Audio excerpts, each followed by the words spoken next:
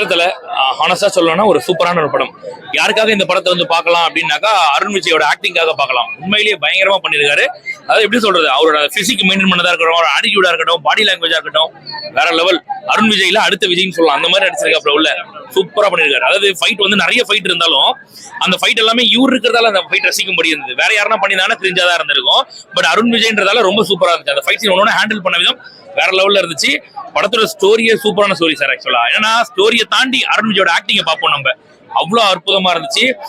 2 அருண் விஜய். இதுல வந்து ஸ்பாய்லர்லாம் வந்து கதைய என்னன்ற சொன்னாதான் ஸ்பாய்லர் ஆகும். பட் அது ஜென்ரலா சொல்லும் போது 2 அருண் விஜய் இவர் இடத்துக்கு அவர் வரணும்னு நினைக்கிறாரு. கடைசியில பார்த்தா இவர் வந்து கோவால பெரிய டானா இருக்காரு. அங்க இருந்து அதுக்கப்புறம் இவரை போட்டதுக்கு அப்புறம் பார்த்தா இவர் இன்டர்நேஷனல் டானா இருக்கு அப்படின்ற மாதிரி காட்டுறாங்க. லாஜிக்கலா சூப்பரா இருக்கும் படம். திடீர்னு சும்மா வாயில ஒப்பேத்தலாம் அப்படிலாம் இல்ல. உண்மையிலேயே நல்லா இருக்கு படம். சூப்பரா இருக்கு. ஸ்கிரீன் பிளேல கொஞ்சம் அங்கங்க வந்து நம்ம கிராஃப் டவுன் ஆகும் போது திருப்பி தூக்கி விட்டுறாங்க. உண்மையிலேயே அருண் விஜய் சாரோட ஆக்டிங்காக பார்க்கலாம். ஹீரோயின் ரோலை பிளேஸ் பண்ணதா இருக்கட்டும், அவங்களுக்கு கொடுக்கப்பட்ட அந்த கதாபாத்திரமா இருக்கட்டும், வெறித்தனமா இருந்துச்சு. உண்மையிலேயே வேற லெவல். உண்மையிலேயே அதாவது ஃபைட் சீன் வந்து இந்த படத்துல அருண் விஜய் அவர்கள் பண்ணியிருக்காருல்ல, இதே ஃபைட் சீன் அருண் விஜய் பண்ணாம வேற யாரா பண்ணியிருந்தாங்கன்னா கிரிஞ்சா இருந்திருக்கும். அருண் விஜய்ன்றதால நம்மளால உட்காந்து பார்க்க முடியுது. அந்த அளவுக்கு சூப்பரா பண்ணியிருந்தாரு. நம்மளால அந்த போர்ன்றது நமக்கு இல்ல. கிராஃப் டவுன் ஆகும்போது திருப்பி தூக்கி விட்டுறாங்க. சூப்பரா இருந்துச்சு.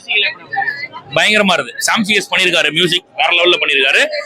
அதே மாதிரி மென்ஷன் பண்ணி சொல்லி ஆகணும், தனுஷோட ஒரு சாங் ஒன்று இருக்குல்ல, ஆக்சுவலா அவரோட வாய்ஸ் ஓவர்ல வேற லெவல்ல இருந்து கம்ப்ளீட் காம்போ. தாராளமா வந்து பாருங்க. நல்ல ஒரு படம்.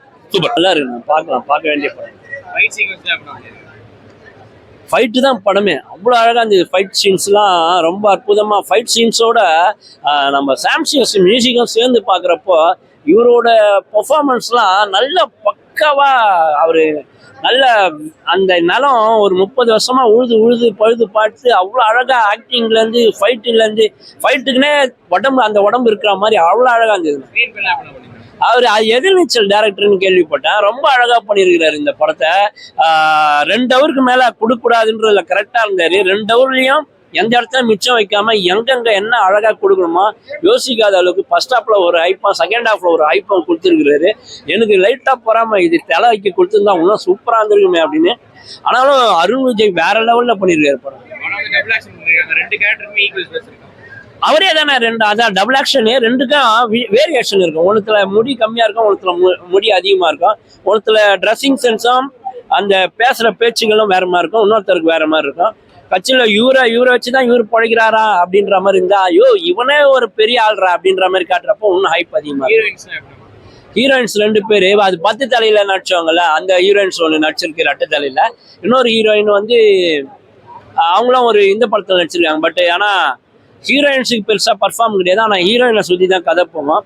லவ்வா பணமான்னு முடிவு எடுக்கணும்னா அந்த ஹீரோயின் பணம்னு முடிவு எடுக்கிறப்ப எல்லா பணமும் இப்படிதான் அப்படின்றது தான் இந்த கதையோட ஒன்லைனா இருக்கும்.